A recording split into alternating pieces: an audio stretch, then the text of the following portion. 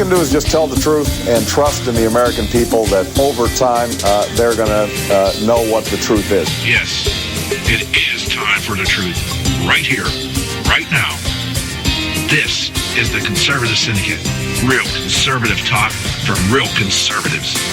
With your host, John Matthews. The latter-day prophet. Baying against the hypocrisies of our time. And Joe Hakos. You want answers. I want the truth. You can't handle the truth. The Conservative Syndicate is comprised of some of the most informed pundits and activists available today.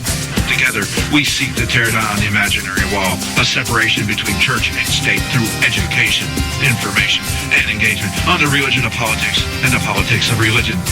And now, your hosts on the globally syndicated Conservative Syndicate, John Matthews and Joe Hakos. All right, hey, how are we doing out there all across this great republic of ours and around the world?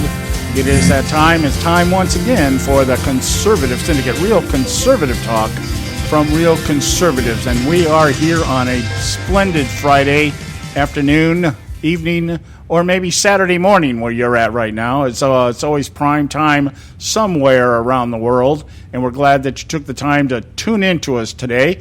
We've got a short list today of things that we're going to talk about, primarily the Commander-in-Chief Forum that took place just a couple of nights ago, and I'm going to be honest with you, caught some people off guard.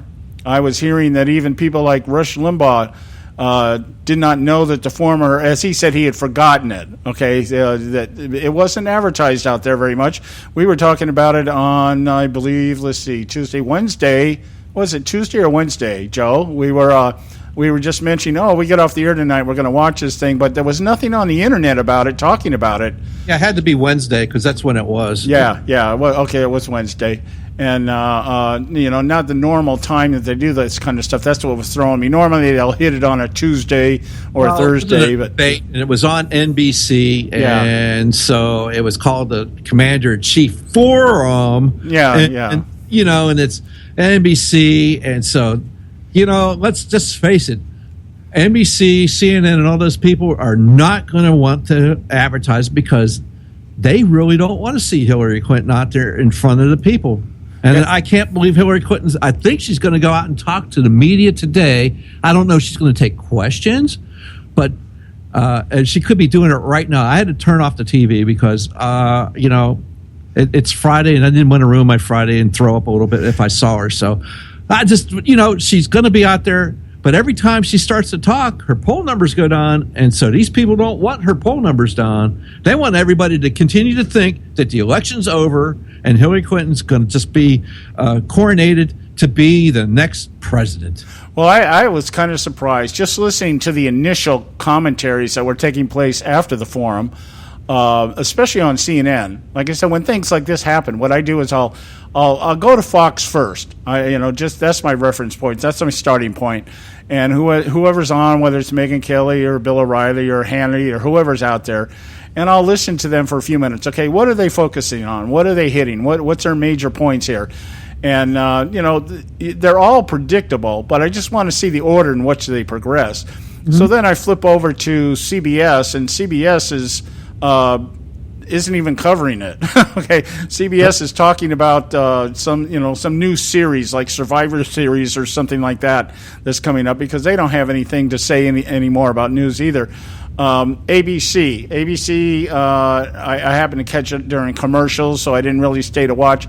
But then I flip over to CNN, and I was really surprised that some of their prized pundits were sitting there going, this didn't go good for her. This didn't go good for her. Don Lemon was doing everything he could to justify and rationalize it, but the pundits weren't having anything to do with it. They were saying, no, one guy referred to her, he referred to her as very rusty. She's very rusty. They need to knock the rust off.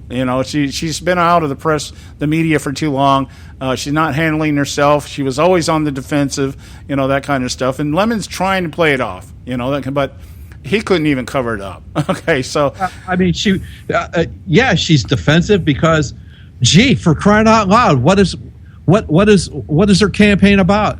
It's about well, I'm not Donald Trump, and look at me. But meanwhile, every bit of news that ever comes out is, hey, your foundation is just a money laundering scheme. You had classified emails on a private email server that you put together to make sure you hid stuff from the American people, and then you lie about it.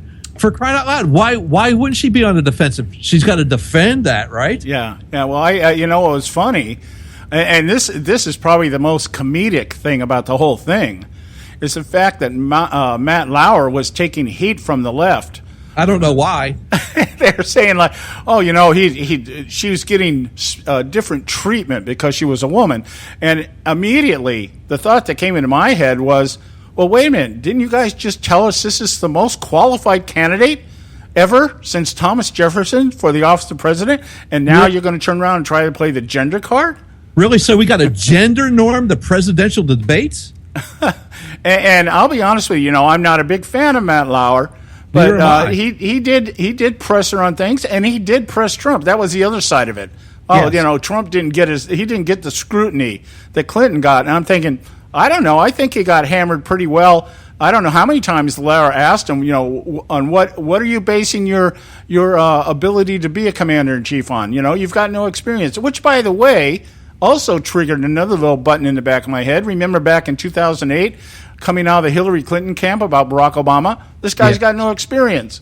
Absolutely, he's not exactly. qualified. It's the same thing that came through my mind was, gee, how about the guy that's sitting there now? He had no experience either, and you guys love him. Yeah, and I'll tell you, one of the things, and we'll talk about it later on in the show. We're kind of just giving you a little preamble right now, but later on in the show, I want to talk about this whole concept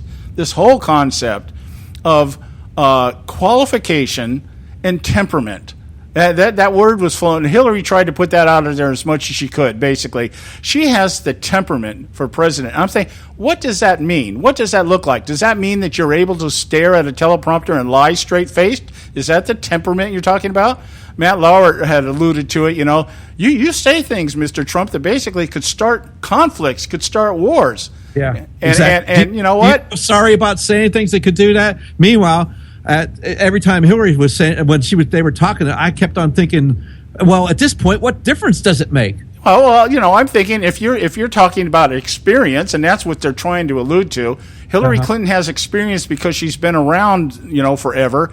And as I used to phrase, I was explaining to my wife this morning, years ago when I worked up at a canning plant, Hubline up in Oxnard. And I remember talking, my boss coming in and chewing me out one night because he thought I was just standing around. Well, our operations supervisor came in and said, I pay these guys to stand around because when they're standing around, that means all the equipment's running. Yeah. And so this guy, my immediate supervisor, didn't take kindly to that and started giving me a hard time. He said to me, I've been doing this for 23 years. I said, no, you've done it 1 year, 23 times.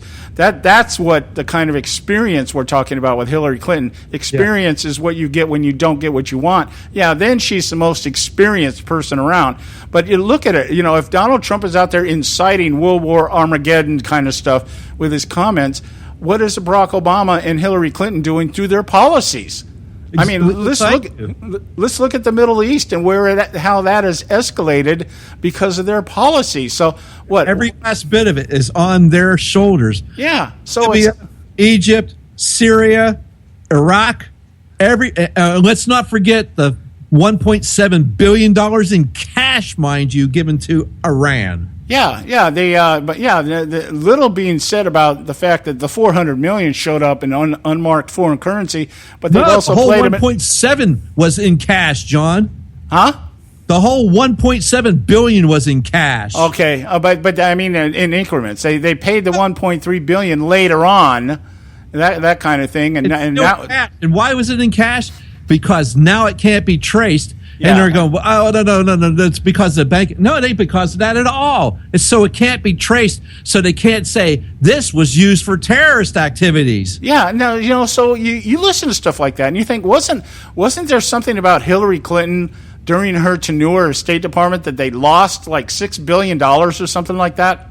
Yeah, they lost a lot of money in the State Department. They never got answered as well. Yeah, I wonder if it was I wonder if it was unmarked foreign currency sitting out there,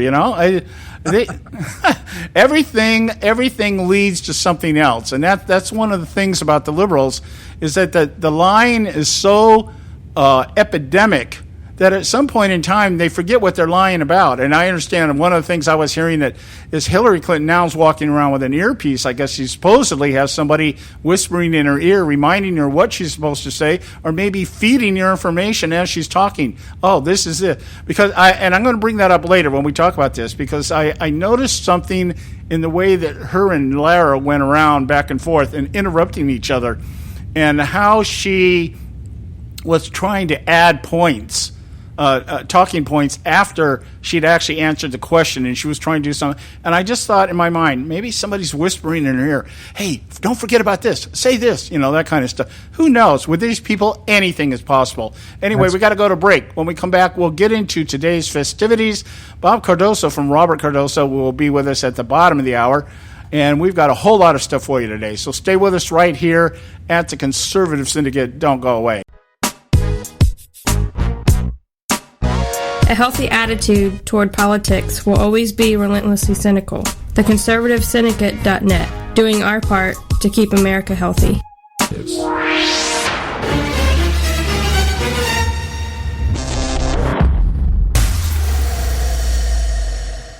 Prices are for base buildings only. May not be available in some areas.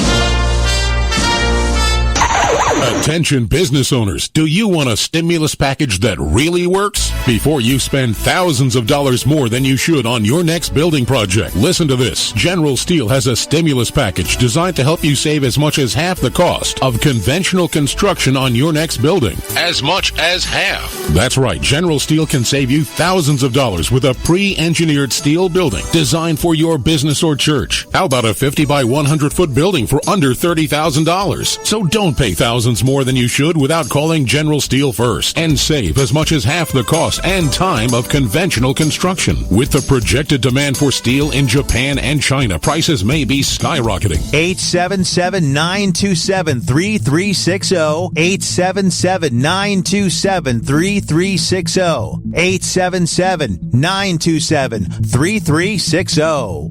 Term life insurance. It can be a powerful way to protect your assets and your family. You work hard to earn and save your money to build a nest egg for the future. Don't let it get wiped out because you didn't plan ahead. Take the time now and make a small investment in $500,000 or more in quality term life insurance. Call the Term Lifeline and let us shop the best companies to give you the lowest rates. We specialize in policies of $500,000 and above. Ask about some of our 10 and 20-year fixed rate plans with guaranteed rates. Call the Term Lifeline right now for your free insurance quote. 800-870-3609. 800-870-3609. You owe it to yourself to protect your family and your assets. Make term life insurance part of that plan. Call the Term Lifeline right now. 800-870-3609. 800-870-3609.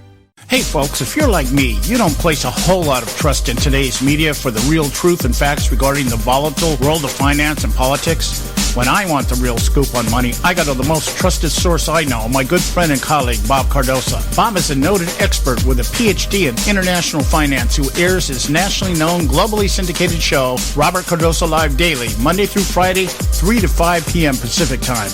With Bob, you get the right information at the right time from someone who knows his business and can help you make the right decisions concerning yours. Again, Bob airs daily, Monday through Friday, 3 to 5 p.m. Pacific Time.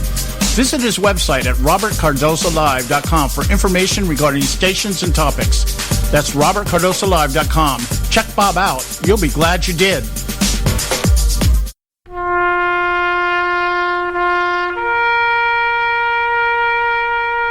Read something recently worth thinking about. It's the soldier, not the campus organizer, who's given us freedom to demonstrate. It's the soldier, not the reporter, who's given us freedom of the press. It's the soldier, not the poet, who's given us freedom of speech. It's the soldier who serves under the flag, who defends the protesters' right to burn the flag. Isn't it time now to demonstrate that we support our troops? Were it not for the brave, there'd be no land of the free. Fred Thompson's message was brought to you by citizensunited.org. Am I not speaking English? TheConservativeSyndicate.net.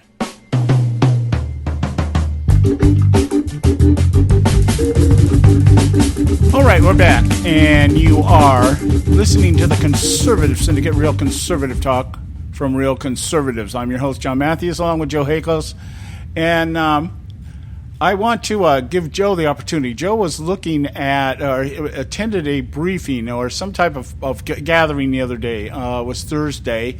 If those of you who tuned in with us on Thursday and found we weren't here, we had a very major technical problem. We got to figure out some way of countering Microsoft's ability to get into my system during their updates and screw my system up every time they do an update. And it's even gotten to the point now, those of you who use computers and understand what I'm about to say, you tell them, notify me before you do anything, and it still happens. Yeah. Well, John, I can just tell you right now, if you're using Windows 10, you don't have a choice anymore. Windows 10 is going to update, and you don't have a choice, period. Well, just keep that in mind, okay? I've kept it in Windows 7, but that doesn't seem to be a deterrent either these days. Well, you have a better shot with 7 than you do with 10, and 10 is there's no way. But anyway, so while you were trying to fix your computer, just anarchy going on there with your computer, there was the local Trump folks had a little meeting, so I figured I'd go to the Trump meeting and hear what they had to say. And if you listen to the media, you would think that there's no way Trump has got a chance to win. The bunch of buffoons, there's nothing going on. Hillary's got she's got this 40 years of ground game, and they've been running this campaign since 2008 and all that stuff. And so, just like they did, the media tried to downplay the Brexit vote. There's no way. There's nothing going on. And if you look at the Trump rallies and stuff, you just see so many people there. You're like going, it comes to a point where, you can say there's nobody paying attention and nothing's happening, but after a while, you're like, it's just obvious there's something going on. Yeah, I cannot for the life of me. Well, I mean, I understand the tactics of the left. We understand what they're doing is they're just trying to underplay everything on Trump's side, and they're trying to overcompensate on the side of Hillary Clinton. Yes. I mean, that's pretty obvious. But I mean, you cannot deny that when you're hearing from the very people that are supporting Hillary Clinton talking about school gyms with 300 or less people in them. They got to curtain things off, and they got to set the cameras up a certain way to make it look like there's a bunch of people there. And yet with Donald Trump, you're getting the long shots, and there's like thousands of people. And I'm like, unless Donald Trump is out there paying people to show up, I mean, that's a hunk of change.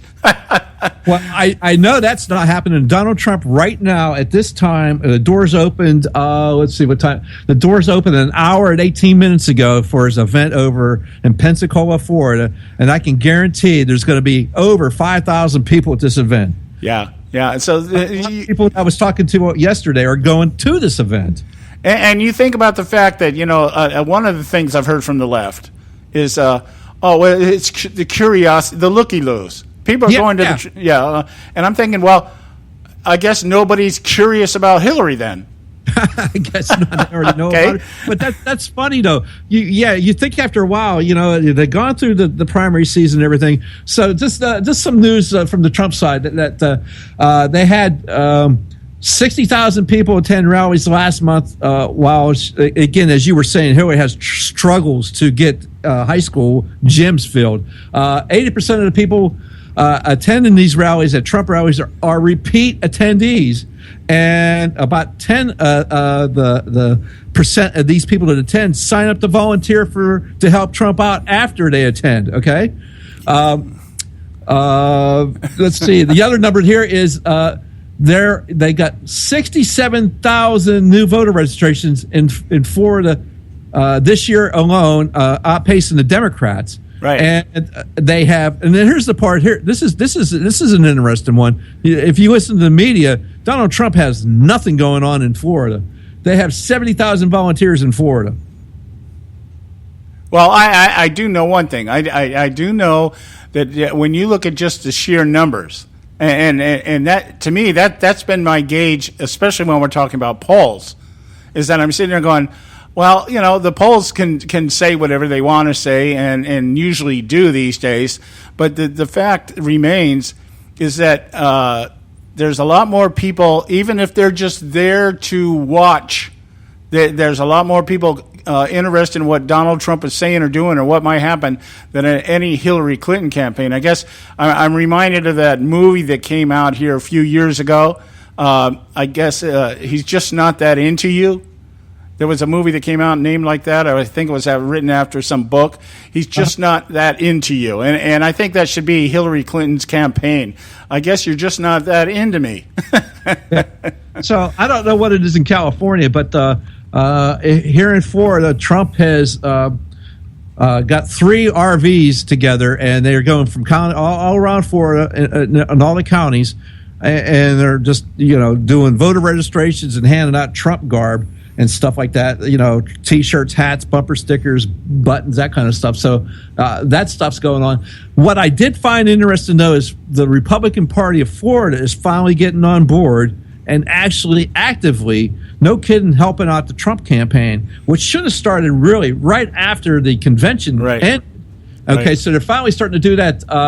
The chairman of the Republican Party of Florida said there was 15 offices open up statewide, and some of these are going to be federalized. The reason why they're federalizing these is because this is a federal election. You can't have a state party doing it unless it's federalized. Otherwise, because this is the federal election laws are just that crazy and complicated. So you have to be careful on how you do that. So that's the reason why they're doing that kind of thing. All right, and I don't know if you heard this yesterday, but Trump changed his campaign director down here in Florida. Susie Wiles is now on the job down here. So that person I was trying to get on is no longer the person. And so I'm going to have to see if I can't try to get the Susie Wiles to come on our show now. But what, you mean another woman? Another woman? From the sexist has hired another woman? Yeah, I know. It's hard to believe, huh? It's just crazy. You know, he's got a woman being his national campaign manager. Now this woman running his campaign down here in Florida. Oh my goodness, it's hard to believe.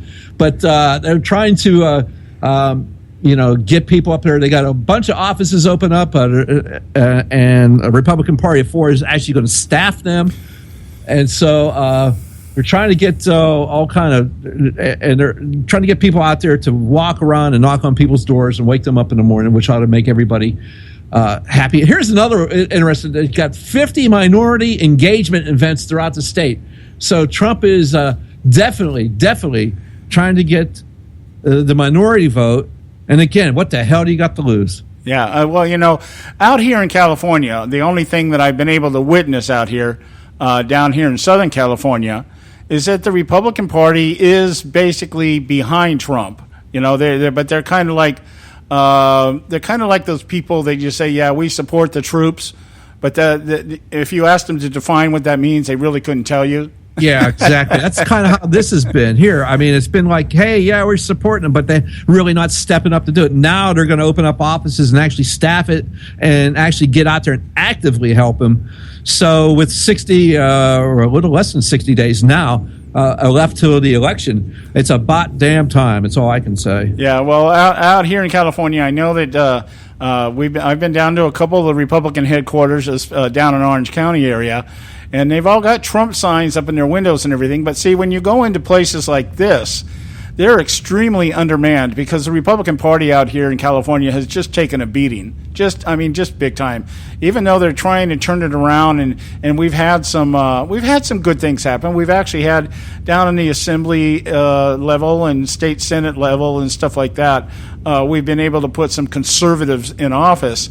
but it's still nothing compared to what's going on in the rest of the country because for the most part, the way everything has been gerrymandered out here and the control that Jerry Brown holds over the assembly and everything, it's kind of like, and then you got the fact that you've got a lot of Republicans out here who really are of the John McCain type thing, Lindsey Graham type bend. Congressman John Campbell was ousted in office the last election because he basically stood up in the middle of the Central Committee and said, you guys don't know what it's like in Washington. You don't know what you're talking about. We vote the way we do because we know what's going on. Yeah, we're smarter than you. Yeah, and then he immediately got his ass kicked. It was like he withdrew from running for re-election. That's how fast that came down the pipe. Yeah. But hey, I'm glad you brought that up, John, about someone being in Congress. Now, I'd like everybody that's out there right now, if they can, I want them to get to their congressman, whatever it is, their senator, and just let them know not to have a lame duck CR. If you're going to have a continuing resolution, because the budget runs out at the end of September here, in a few weeks here, that's the federal budget will run out. So, as usual, they want to go ahead and piecemeal it. But these guys here won't be held accountable, especially in a lame duck Congress. So get a hold of your congressman and say, no lame duck CR. If you're going to pass anything, have it go through March. Right. That way, people can be held accountable for their vote on whatever they pass. Because, Paul Ryan and them have a nasty tendency of getting Barack Obama whatever the hell he wants. Well, what we're seeing right now at the congressional level, whether it be senators, some of the senators that are up for re-election, I think, about half of them are up for re-election. All House members are up for re-election. Yeah, but I mean in the Senate and in the House is all up for re-election, and these guys are doing everything possible to just stay out of the limelight. They don't want anybody to know what they're doing because to get tied to any of the rhetoric or the controversy that's going on right now. As you said, one of the things we saw the other night with Hillary Clinton, real quick here, the comment that she made about Trump. After the forum, and Trump made some statements about generals. We'll talk about this later, but anyway, the media picked up on that and saying that basically he's bashing military and this, that, and the other. And she comes out and what does she do? She issues that warning. She issues that warning that we've heard in so many ways. I'm wondering, the Republicans, every Republican leader should be denouncing and disavowing any knowledge of Donald Trump and this, that, and the other. And that's the game. And lo and behold, what happens? Paul Ryan steps out a few hours later and says, yeah, we disavow our association with Donald Trump. That's my point. So my other point is, what you have to do is let them know you know what they're doing, you're paying attention, and just get a hold of them. Even if it's just an email, as long as they know that you know what there's going on, that you recognize that they have come back from their little 7-week vacation, and they're up there and what they're up to doing, and just a little short email. That alone might stop these people from doing the nasty thing of passing stuff and not being held accountable for it because they'll be gone after January. Yeah, and if you think for 1 minute, if you think that you really don't have an effect on these people, let me give you some real quick examples here in a couple seconds here. One, Hillary Clinton is starting to have press conferences all of a sudden. Yeah. All of a sudden. Why is that? Because the heat was on her. The heat was put on her. You're not talking to the press. You're not talking to the media. You're depriving the people of and we knew that was a strategy, but all of a sudden she's having press conferences now. She's talking to the media. Why? Because somebody said, they try to play it off. They try to bounce it off. No, she talks to the media every day, blah, blah, blah. They try to play it out, but somewhere in there somebody said, no, we got to do this because people are noticing it. So they do that stuff. They do notice it. One of the things that was being said, Hillary Clinton needs to know how to smile more. She came out on that presidential forum the other night, the Commander-in-Chief forum, and I thought she looked like the Joker, Jack Nicholson, the Joker, You couldn't get the smile off her face, And even one of the commentators was seeing that. Well, geez, she was smiling for a change. And the other guy on the other side of the line says, who cares if she's smiling? She's a liar. Yeah, exactly. She's lying through her smile. Yeah. So, you think these politicians just blow you off, but they don't. If enough people say something, it gets their attention. So it will make a difference. So even just a short thing, that shows them and you're paying attention, you're being watched. Okay, guys, we got to go to a quick break. When we come back, we'll hook up with our good buddy Bob Cardoso over at Robert Cardoso Live. Stay with us right here at the Conservative Syndicate. Don't. Talk Radio, WRS Ever wonder how the credit card companies make their money? Well, think about this. If you owe $25,000 on 5 different credit cards and you make your minimum payments every month, here's what it's going to cost you. Are you sitting down? You'll shell out over $13,000 in additional interest, and it's going to take over 13 years to pay off your original $25,000 balance. That's how they make money. Now it's your turn to fight back by calling the Debt Solutions Network. We'll work on your behalf to reduce your debt. We specialize in credit cards, retail store cards, and medical bills. We promise we can and will reduce your debt. Call right now for a free 15-minute debt analysis. 800-709-4392. 800-709-4392. 800-709-4392. 800-709-4392. Expand your life with Extendovite. When I had a heart attack at 42, I was not sure what the future held. But a year later, the doctors could find nothing wrong with me and took me off all my medication. What did I do? I took a herbal mixture of garlic, cayenne, and a few other herbs mixed in liquid form. I now call this Extendovite.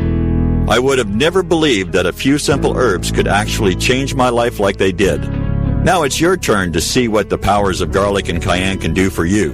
For only $69.95 plus shipping and handling for a 2-month supply of either capsules or liquid, you too can begin on your path to better health. For more information, call 1-877-928-8822. That's 1-877-928-8822. Or visit our website at heartdrop.com. Expand your life with Extendovite. I've owned my company for 14 years now, and I can tell you that payroll is a 4-letter word. I hate doing it. It eats up hours I don't have, and it costs me money I could be saving. But my accountant's too expensive, and I'm not sure who to call, but I know I need help. We're Paychex, and we take all the hassles out of small business payroll. We save you time and money. It's easy. Call, fax, or give us your payroll information securely online, and we take care of the rest. We calculate the correct taxes, manage payments and direct deposits. We even send out your checks. Payroll doesn't need to be a 4-letter word anymore. We're so sure that we can save you time and money that we'll give you a month's payroll free. Just for calling 877-663-3830. Get 1 month's payroll for free. Call Paychex right now. 877-663-3830. That's 877-663-3830. Hey, I don't back anybody unless I believe in them. And I do believe in the value of investing in gold and silver. And the company I trust to buy my gold and silver from is Swiss America. I've been working with them for nearly a decade. I trust them, and you can too. Swiss America will help you sort through and find the best options available when you're considering investing in gold and silver coins. Listen, for over 30 years, Swiss America has been offering Americans what they want in their investments: safety, liquidity, quality, reliability, and a potential profit. Gold and silver have a place in every investor's portfolio. So, why not let Swiss America help you diversify your investment portfolio now? Call now for free information. 800-978-3907. 800-978-3907. 800-978-3907. 800-978-3907. If you've got joint pain, let me ask you a question. Would you like a high-quality knee, back, shoulder, or ankle brace at little or no cost? But just in case your reception isn't great, let me ask you again. Would you like a pain-relieving knee, back, shoulder, or ankle brace at little or no cost? Well, if you have Medicare insurance, you could qualify for these pain-relieving braces at little or no cost. And these are high-quality braces. They are very comfortable, and they've helped thousands relieve their pain. Now, I'd like you to imagine going on vacation, playing with your grandkids, just living your life again without pain. The Mobility Hotline is a referral service that connects folks with Medicare coverage and other insurance to accredited companies offering pain-relieving braces at little or no cost. And don't you worry about the Medicare paperwork. They'll handle it all for you. And they'll deliver your braces for free. Call the Mobility Hotline now. The call's free. 1-800-557-6150. 1-800-557-6150. 1-800-557-6150. Don't get your panties all in a bunch. TheConservativeSyndicate.net. All right, hey, we're back, and you are listening to the Conservative Syndicate, real conservative talk from real conservatives. I'm your host, John Matthews, along with Joe Hakos, and it is that time, it's time of the week where we hook up with our good buddy, Bob Cardosa, over at Robert Cardosa Live. So let me get him queued up here and get him on the air with us. And we do this, well, we haven't done it in a while. We've had situations and circumstances that have kept us from doing things. We simulcast at the same time, so sometimes there's a little bit of a conflict. Hey, guys, how you doing? Hey, there he is. And, yeah, we've got Bob Cardosa from Robert Cardosa Live with us. How are you doing today, Bob? You know what? I'm feeling much better. Thanks for asking. I got one of those, my grandson decided to give me a gift, which was a sore throat and a runny nose, and it felt like the flu. And I just can't tell you how much I appreciate him doing that for me. Yeah. What are kids for? Yeah. And maybe that's kind of like payback, you know. When my grandkids come over here, I spoil the hell out of them, and then I send them home and let their parents deal with it. Well, that's what we're supposed to do, John. Yeah. Yeah, that's what we're supposed to do. So maybe it's a little bit of a payback there, buddy. Yes, that's for sure. It's interesting because I tell everybody I never get sick. You know what? The last 3-4 weeks, it just seems like it's this recurring thing with my throat and my nose and my grandson, and he's the guy that actually every time gives it to me. I've never seen a kid get sick so doggone much in my life. And then, of course, when he gets sick, where does he want to stay? He wants to stay with Grandpa. Oh well, we have a rule around here. You're sick, don't even bother to come by. I thought I had that rule too, but I think I got overruled. Hey, listen, what do you think about all the stuff that's going on with Putin and Trump and Hillary and this is and Johnson? My God. Yeah, that dog food that they keep advertising. Yeah, Aleppo. You know what? God, I wish I had thought about that. Well, I used to feed the dog that all the time. Yeah, and with the same result, right? Yeah, it was. He came over and said, "That's some good stuff you're feeding your dog." Yeah, it came out a little smelly. Where do they make that stuff at?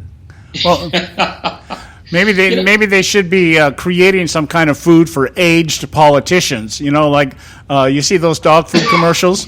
Where the dog's like a day away from dying, and they start feeding him food. Next thing you know, he's up there, chasing the ball and everything else. Maybe we need something like that with Hillary, because it sure looks like something's going on. Let me get your take on that first. I had another topic, but I wanted to get. What do you think about this? I mean, there's some pretty evident things that are out there that are showing this woman, she may not be a day away from death, but there seems to be an awful concerted effort to make it look like she's in perfect health, and along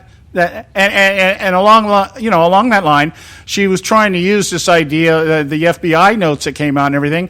Her concussion apparently jarred her memory, and she can't remember certain things, like anything to do with her emails, and it makes me it makes me wonder. Why is nobody questioning her health, her physical health, as much as they're questioning Donald Trump's mental health?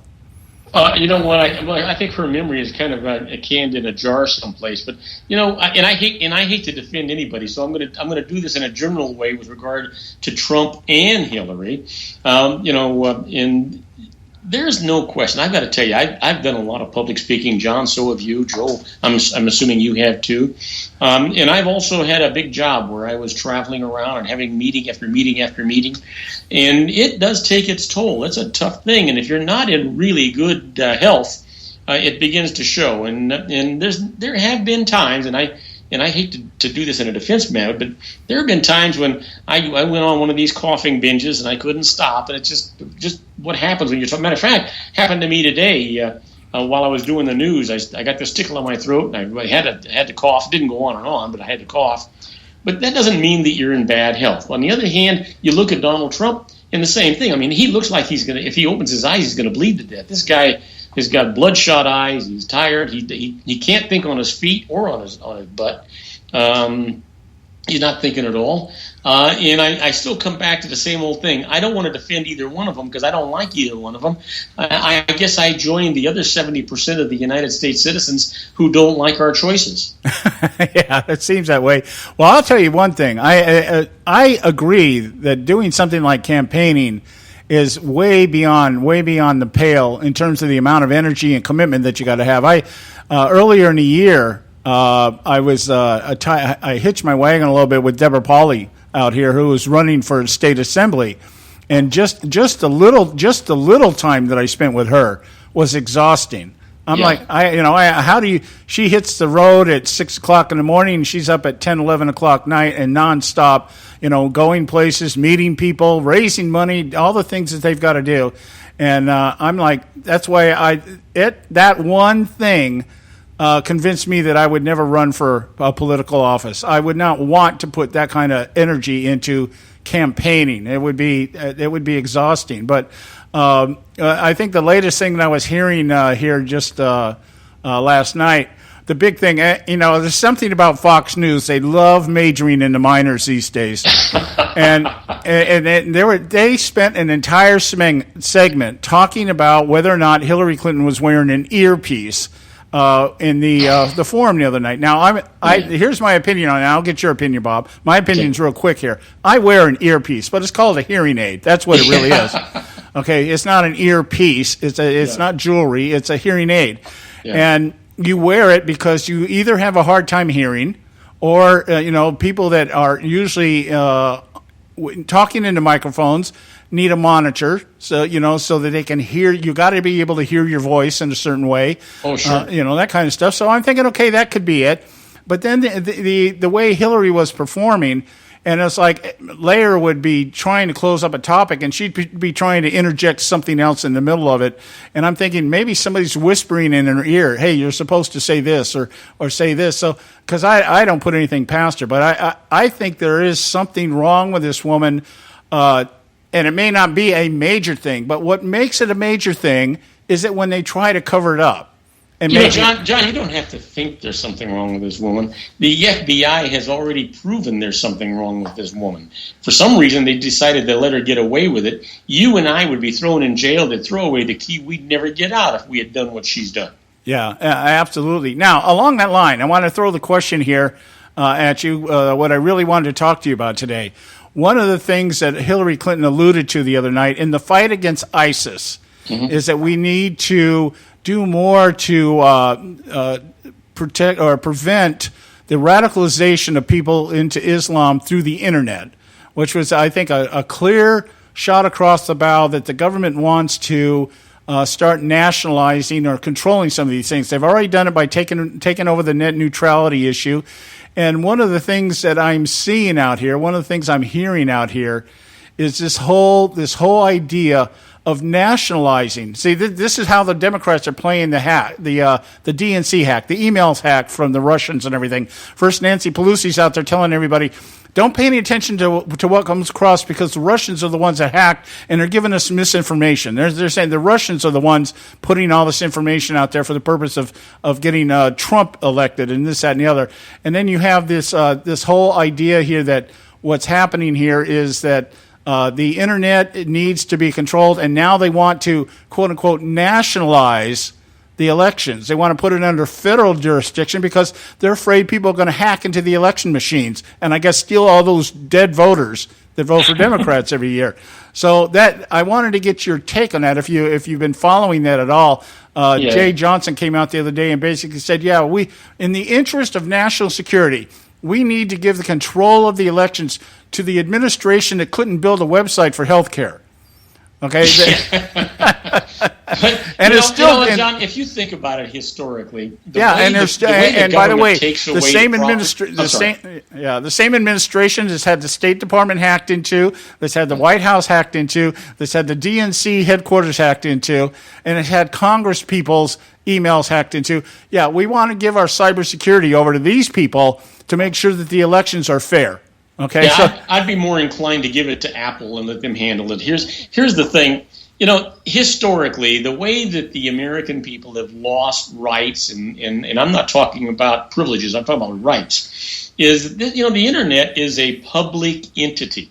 It was created by the public, for the public, and not by the government. And the government now wants to kind of take it over and do all their things. But historically, every time we lose a right, every time we lose a privilege, the government just kind of chips away and chips away and chips away before what you wind up having is a George Orwell's 1984 in reality in 2006 here, and it just seems to me that that's exactly what's going to happen. If we let the government do these things, then we're going to turn around one day and our government's not going to be any different than the Ukraine or anywhere else.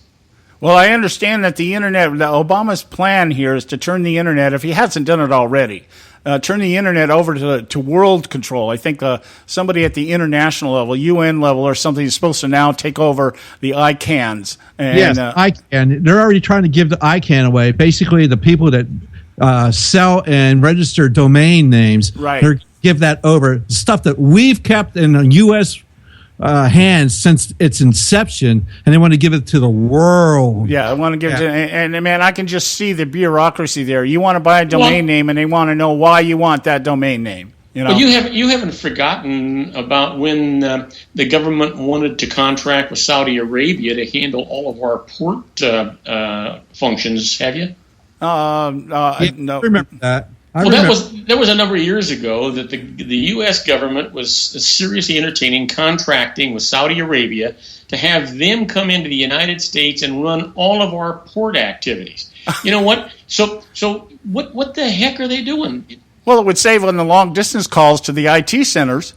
Yes, yes. It would also help out with the Muslim Brotherhood because you know where they're at. They're controlling all the ports. Yeah. We got to take a quick break here. When we come back, we'll continue our conversation here with Bob Cardoso from Robert Cardoso Live. Stay with us right here at the Conservative Syndicate. There is an old saying, children should be seen but not heard. At no time is this more apparent than when politicians speak. TheConservativeSyndicate.net, the adults in the room. Hey folks, if you're like me, you don't place a whole lot of trust in today's media for the real truth and facts regarding the volatile world of finance and politics. When I want the real scoop on money, I go to the most trusted source I know, my good friend and colleague, Bob Cardoso. Bob is a noted expert with a PhD in international finance who airs his nationally known, globally syndicated show, Robert Cardoso Live Daily, Monday through Friday, 3 to 5 p.m. Pacific Time. With Bob, you get the right information at the right time from someone who knows his business and can help you make the right decisions concerning yours. Again, Bob airs daily, Monday through Friday, 3 to 5 p.m. Pacific Time. Visit his website at robertcardosolive.com for information regarding stations and topics. That's robertcardosolive.com. Check Bob out. You'll be glad you did.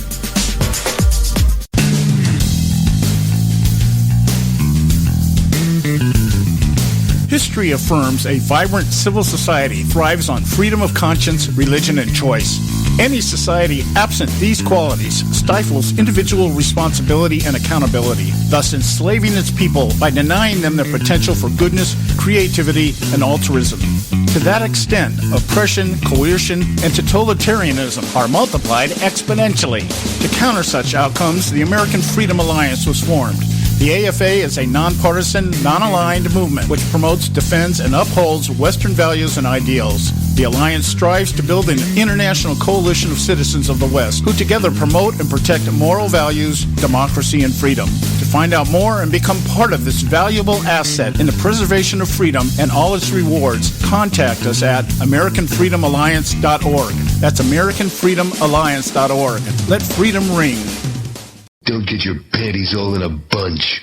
TheConservativeSyndicate.net.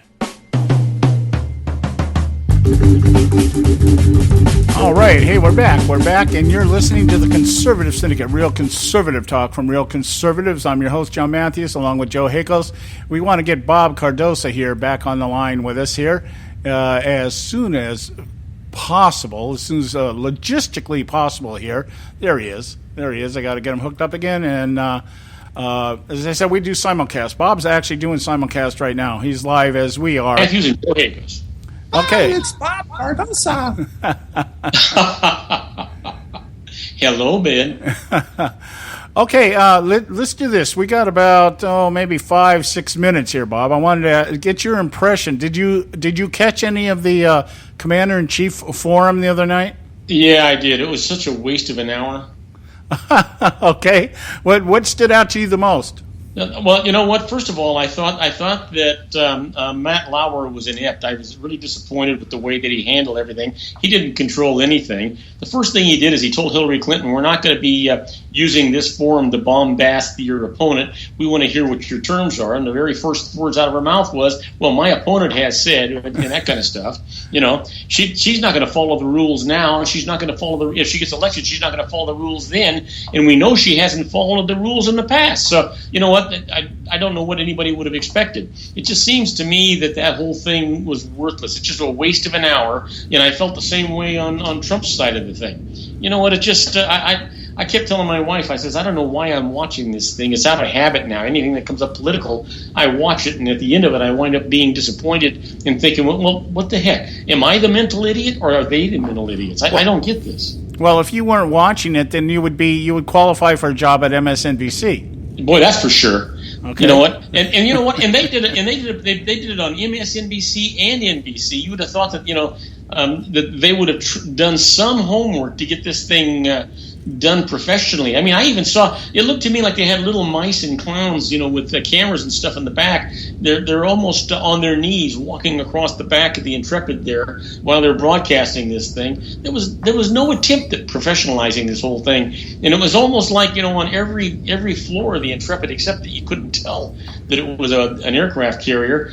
They had their MSNBC broadcasters doing some kind of take on this thing. It was just ridiculous. It was just the whole thing, the substance of it, everything was ridiculous. What they wanted to talk about, what they should have talked about, was what qualifies you to be the commander-in-chief. And when I got all done with that whole hour, I was convinced neither one of them were qualified to be commander-in-chief. Well, it was interesting to me that Lair basically with Clinton was trying to point to the fact that you have the quote unquote experience here, but why should we trust you? And then when he was and then he's talking to Donald Trump, it's more like, well, what qualifies you? And the first thing that came across my mind was, well, gee, I remember the Clintons back in 2008 telling the public that Barack Obama wasn't qualified. He had no experience.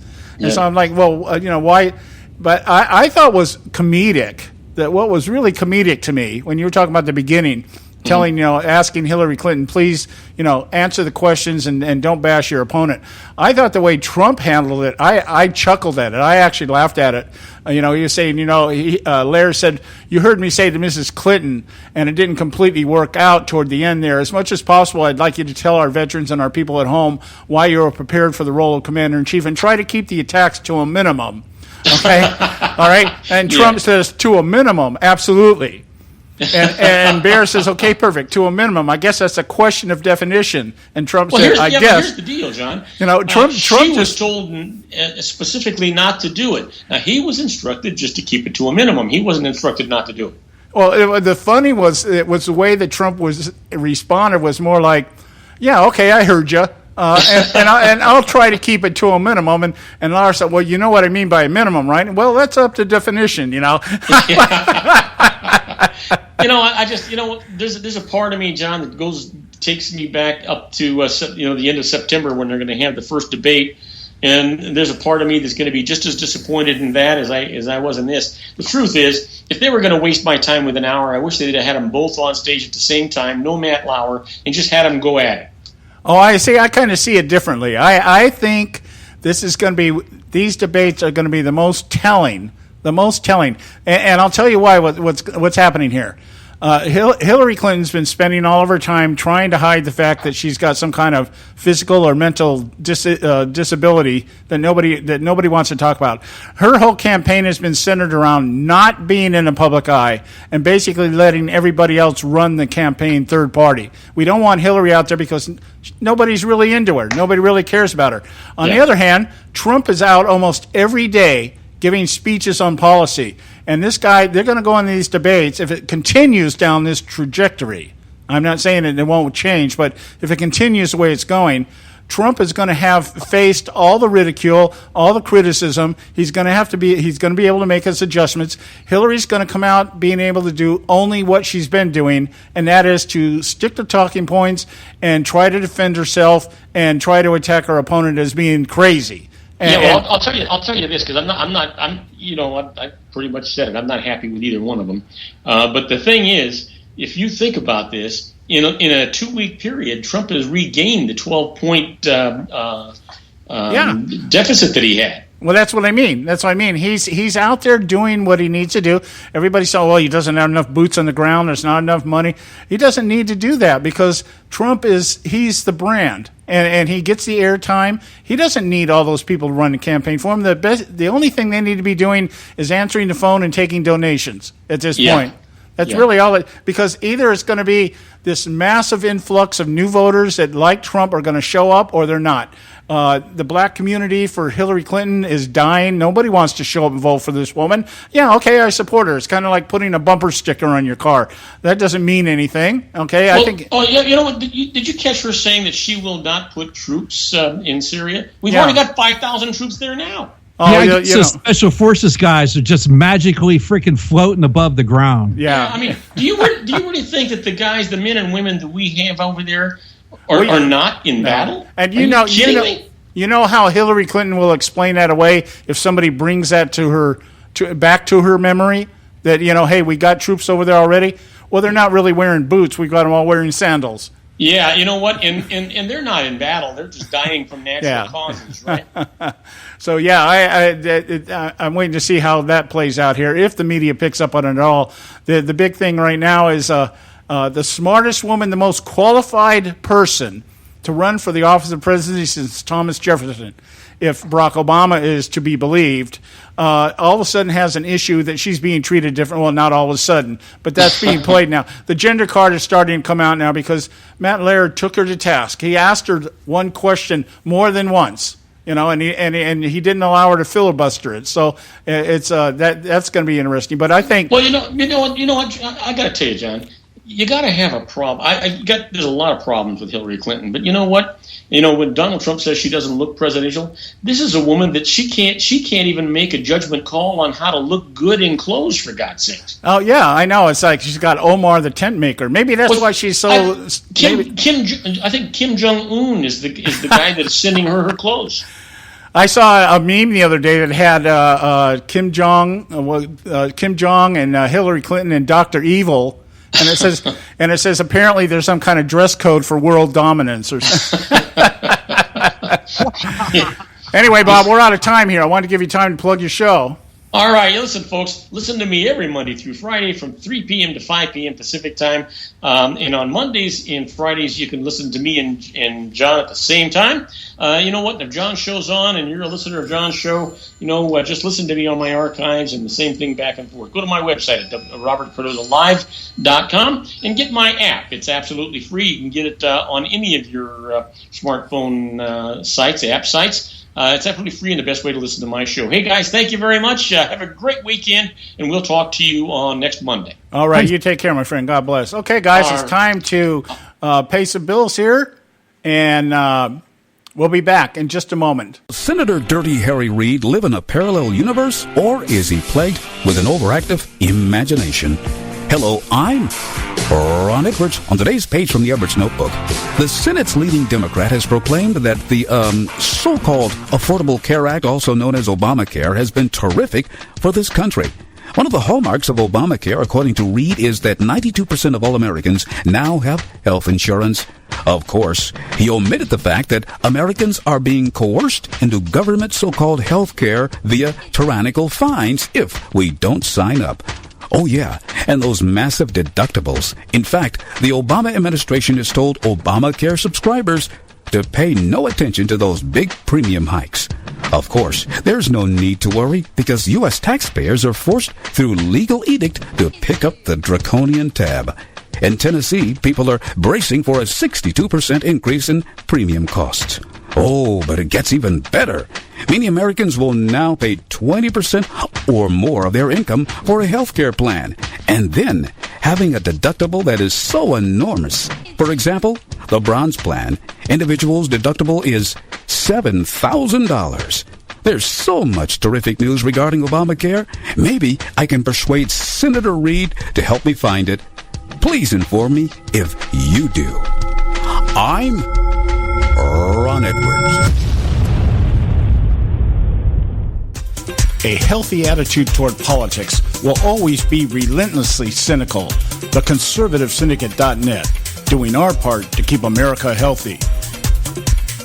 When our water heater broke down last month, it was a nightmare. It took 5 hours for the plumber to show up, and he charged us a couple of $100 just to come out. Then it cost another $1,800 to put in the new water heater. By the time it was all said and done, I felt like I'd been taken. But what else could I do? The smartest thing you can do is get a home warranty from American Residential Warranty. Their home warranties pay to repair or replace all your major appliances when they break, and they will break, and at the worst possible time. Call American Residential Warranty right now for free information on home warranties starting at just pennies a day. Don't wait for your refrigerator to stop running or your ceiling fans to stop turning. Call American Residential Warranty right now. Ask how you can save up to 50% on washer and dryer coverage. Just call 1-800-790-5960. That's 1-800-790-5960. Again, 1-800-790-5960. Call now. Limited time offer, 24-month commitment and credit qualification require cancellation fee, auto pay, and paperless billing and other restrictions apply. If you can't see the difference, why pay the difference? Switch to Dish for the best deal in entertainment. Only Dish brings you the best in entertainment for less than $20 a month. Cut the cable and don't get directed. Switch to Dish because at just $19.99, Dish saves you every time you turn on the TV. It's so simple. The same channels cost less with Dish. So since you can't see the difference, don't pay the difference. Switch to Dish for the best deal in entertainment. Get premium movie channels free for 3 months, starting at just $19.99. Dish saves you every time you turn on the TV. Call now to save with Dish. Dial 1-800-600-1645. That's 1-800-600-1645. The same channels for less than $20 a month. Dish. Call 1-800-600-1645 for details. Hey folks, if you're like me, you don't place a whole lot of trust in today's media for the real truth and facts regarding the volatile world of finance and politics. When I want the real scoop on money, I go to the most trusted source I know, my good friend and colleague, Bob Cardoso. Bob is a noted expert with a PhD in international finance who airs his nationally known, globally syndicated show, Robert Cardoso Live Daily, Monday through Friday, 3 to 5 p.m. Pacific Time. With Bob, you get the right information at the right time from someone who knows his business and can help you make the right decisions concerning yours. Again, Bob airs daily, Monday through Friday, 3 to 5 p.m. Pacific Time. Visit his website at robertcardosolive.com for information regarding stations and topics. That's robertcardosolive.com. Check Bob out. You'll be glad you did. Attention taxpayers! If you've received a notice from the IRS or state, do not ignore it. It's also a big mistake to try and handle your tax problem on your own. If you owe back taxes, it's a fact that the government has the power to take everything you own, including your home, business, wages, savings, and your freedom. But here's the good news. There's a special toll-free tax hotline set up especially for you. This tax hotline will tell you about new programs that are geared to help you dramatically settle, reduce, or eliminate what you owe. But you have to call now. Take down this number or put it in your cell phone. But call 866-761-0959. 1-866-761-0959. When you call, you get free information on how you can reduce or eliminate back taxes, including penalties and interest. You can also be helped if you have unfiled returns, a tax lien, wage garnishment, bank levy, or if you've been entered into a payment plan but can't make the payments. Don't make the big mistake in thinking you can ignore or handle your tax problem on your own. You can stop the collection process immediately. Call this special tax hotline today for free info at 1-866-761-0959. That's 1-866-761-0959. 1-866-761-0959.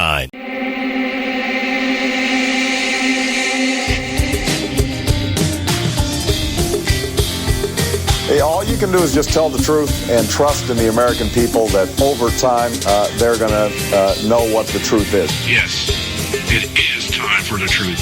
Right here, right now. This is the Conservative Syndicate. Real conservative talk from real conservatives. With your host, John Matthews. The latter-day prophet. Baying against the hypocrisies of our time. And Joe Hakos. You want answers. I want the truth. You can't handle the truth. The Conservative Syndicate is comprised of some of the most informed pundits and activists available today. Together, we seek to tear down the imaginary wall, a separation between church and state through education, information, and engagement on the religion of politics and the politics of religion. And now, your hosts on the globally syndicated Conservative Syndicate, John Matthews and Joe Hakos. All right, hey, we're back. Hour 2 right here at the Conservative Syndicate, real conservative talk from real conservatives. I'm your host, John Matthews, along with Joe Hakos. And hey, just you know, we were joking in the first hour. We were joking in the first hour about the fact that very few people knew that there was the Commander-in-Chief Forum that took place here on Wednesday. We noticed it. I think we were misinformed to some degree because we thought it was an actual debate. So we knew that something was going on, but I have to be honest and say we didn't know that's exactly what was happening here. We thought it was an actual debate, and people like Rush Limbaugh actually admitted on their show that they'd forgotten about it or weren't aware that it was out there or anything like that. So we want to I guess in kind of a reparation mode here, we want to remind everybody that this weekend is the 15th anniversary of 9/11. And I believe that's, let's see, today's the 9th, so there'll be Sunday. This Sunday. Is the anniversary of 9/11. 15 years ago, we had the attack on the Twin Towers in New York, the Pentagon, and, of course, Flight 93, which the people and the passengers took it upon themselves to take that plane down rather than have it do any further damage in terms of killing or destroying. I think that one was headed towards the Pentagon, or that one was headed to the White House, I think. Yeah, the White House or Capitol Hill. I can't remember which one, but it was going somewhere else. But, yeah, and in fact, one of the things I may talk about next Monday, I think, is an article I read at the Claremont Institution on what one conservative refers to this election as the Flight 93 election. Yeah, Jonah Goldberg. Is that his name? Yeah, I mean, for crying out loud, these elitist scumbags that I've lost a lot of respect for these people. Used to be, conservative, blah, blah, blah. Oh, no, they've shown their true spots here, and it's not conservative spots either. Well, I think we may be talking about different articles. The article I'm talking about at Claremont was the author is an anonymous author. It's like a ghostwriter. But what he says in there, he's calling out people like Jonah Goldberg. And he's talking about the fact that you guys, the problem with the conservative movement today, or the Republican establishment, that's what he's talking about, and these so-called conservatives. He identifies them as people who call themselves conservatives but aren't acting like conservatives, no Trumpsters. That's what he's talking about. And he makes mention of the fact that the problem with the establishment in the Republican Party is they don't think that we're in crisis mode. They do not understand the level of the crisis that's going on here in terms of the Constitution and our government, our system of government, and everything else. And that's why they're willing to jump sides and actually support Hillary Clinton. They think supporting the establishment is the primary goal and objective, not understanding or denying or just ignoring the fact that it's actually put the country in a constitutional crisis. And so I'm going to talk about that probably on Monday. I thought it was a very good article calling out so-called conservatives, saying you guys have missed the boat. You're going against Trump for your own reasons, but the one thing you're missing is the crisis that this country is facing right now. Yeah, I got it in Jonah Goldberg's his letter that he sends out, so that's where I got it from. Okay, all right. Well, I've actually read the article, and I'm surprised somebody like Goldberg at this point would actually print something like that, because he's very much of a no Trumpster guy. Yes, exactly. And it's like, hello, so you're a go Hillary guy then. Yeah. So anyway, we may talk about that. I mean, if these people can't figure it out, it's just it's too late. Yeah. Now, a couple of quick mentions here. Just a couple of quick mentions, so when we get back here, we can get into the forum itself and discuss it to some length and more in depth. Mitt Romney now is calling for the debate commissions to allow Gary Johnson to enter into the debate, and you know what that's about. That's about watering down votes. That's about trying to pull some attention away from Donald Trump. Not so much support Hillary Clinton as it is to try to take away from Donald Trump. And I think it's really funny considering the fact that Gary Johnson did you hear what he did on Morning Joe? They asked him what he would do about Aleppo if he was elected president. Aleppo? You mean the dog food? Yeah. He said, what? What's Aleppo? I get that. And if it's a definite setup. It was a setup. Because the guy said, "What? You're serious? What?" Because if he'd asked him, "What do you think of the refugee crisis in Syria?" he would have been able to answer the question probably with little or no problems. But since he said Aleppo, it's like you ask half of the Hillary supporters out there if they know what Aleppo is. Well, ask Hillary Clinton what Aleppo is. Well, she might have forgot about it, or it might have been in an email she had destroyed and cleaned with some bleach. I don't know, but still, the thing is, it was a setup. But what I don't agree with Gary Johnson. I don't think he should be out there doing what he's doing. But anyway, he's got a right to do it. The problem, and what I do like about him is he owned it. He came out later and said in the day and said, "Hey, I had a brain fart. Sorry." Yeah. That's what I liked about the guy. That his response was he didn't try to cover it up. He didn't try to play it on. He goes, "I should have known. I'm running for president. I blew it." Yeah. Okay. Okay, cool, but quit running for president now, please. Yeah. Thank you. Yeah. You know, the most honest guy. The most honest guy in the race is the least qualified. Well, and it's like you always get the libertarians come out. We're so darn smart and everything else. Yeah. Well, I guess that just proves that maybe you're not as smart as you think you are. Yeah. When you base your ideology on pseudo intellectualism, that's what you get. Thank you. You're watching the train go by, trying to figure out how they built the tracks, and the train goes by, and you've missed it. So yeah, you're going, "Hey, Nell, should we have picked you up off the tracks now?" Yeah. There's an old cartoon reference. Okay, we got to go to a quick break here. When we come back, we're going to get into our discussion on the Commander-in-Chief forum. I'm loaded for this one. I'm ready to go with this. Stay with us right here at the Conservative Syndicate. A healthy attitude toward politics will always be relentlessly cynical. TheConservativeSyndicate.net, doing our part to keep America healthy.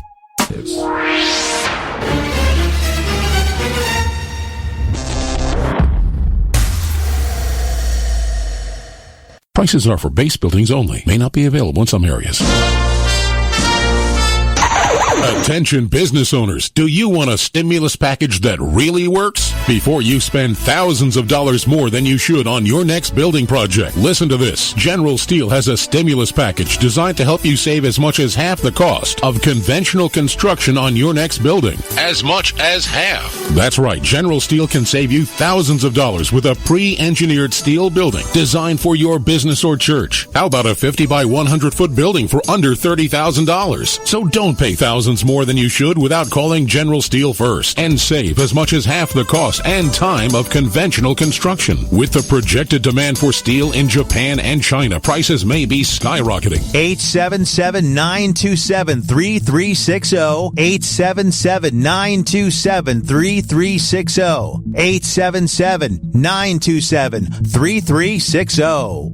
Term life insurance. It can be a powerful way to protect your assets and your family. You work hard to earn and save your money to build a nest egg for the future. Don't let it get wiped out because you didn't plan ahead. Take the time now and make a small investment in $500,000 or more in quality term life insurance. Call the Term Lifeline and let us shop the best companies to give you the lowest rates. We specialize in policies of $500,000 and above. Ask about some of our 10 and 20-year fixed rate plans with guaranteed rates. Call the Term Lifeline right now for your free insurance quote. 800-870-3609. 800-870-3609. You owe it to yourself to protect your family and your assets. Make term life insurance part of that plan. Call the Term Lifeline right now. 800-870-3609. 800-870-3609. Hey folks, if you're like me, you don't place a whole lot of trust in today's media for the real truth and facts regarding the volatile world of finance and politics. When I want the real scoop on money, I go to the most trusted source I know, my good friend and colleague, Bob Cardoso. Bob is a noted expert with a PhD in international finance who airs his nationally known, globally syndicated show, Robert Cardoso Live Daily, Monday through Friday, 3 to 5 p.m. Pacific Time. With Bob, you get the right information at the right time from someone who knows his business and can help you make the right decisions concerning yours. Again, Bob airs daily, Monday through Friday, 3 to 5 p.m. Pacific Time. Visit his website at robertcardosolive.com for information regarding stations and topics. That's robertcardosolive.com. Check Bob out. You'll be glad you did.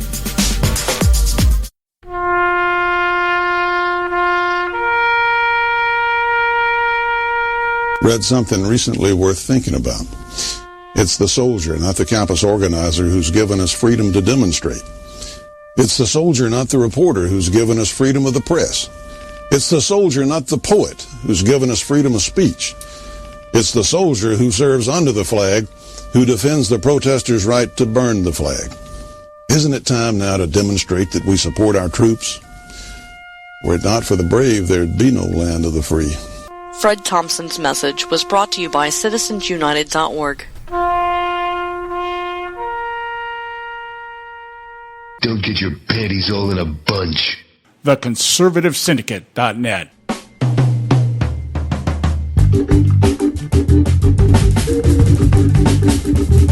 Okay, hey, we're back, and you're listening to the Conservative Syndicate, real conservative talk from real conservatives. I'm your host, John Matthews, along with Joe Hakos.